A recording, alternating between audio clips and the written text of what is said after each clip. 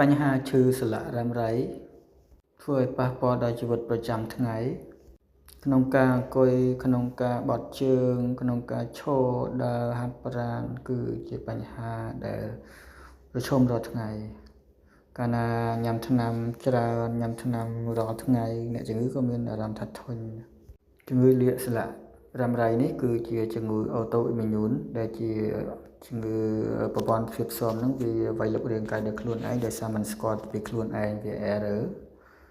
ចឹងធ្វើឲ្យសន្លាក់ជង្គង់នេះគឺរលាករ៉ាំរ៉ៃធ្វើឲ្យឈឺធ្វើឲ្យគាំងធ្វើឲ្យពិបាកធ្វើចលនាហើយសឹកនៅផ្នែកជង្គង់នោះចឹងវិធីព្យាបាលគឺចាក់ថ្នាំស្តេរ៉ុយចូលទៅដើម្បីប្រឆាំងនឹងការរលាកធ្វើឲ្យមានចលនាឡើងវិញចាក់ថ្នាំខ្លាញ់ចូលចាក់ខ្លាញ់ហេយូលីតនៅចូលហើយបូមចេញនៅទឹកដែលមិនល្អហើយគឺមានជំរឿថ្មីមួយទៀតគឺជាទឹក PRP ហ្នឹងគឺជាទឹកដែលគេចម្រាញ់ពីពពួក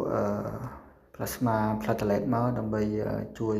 បដិសកោសិកាដែលឆ្អឹងរលាកនឹងទៅវិញបាទសូមអរគុណសូមជម្រាបលា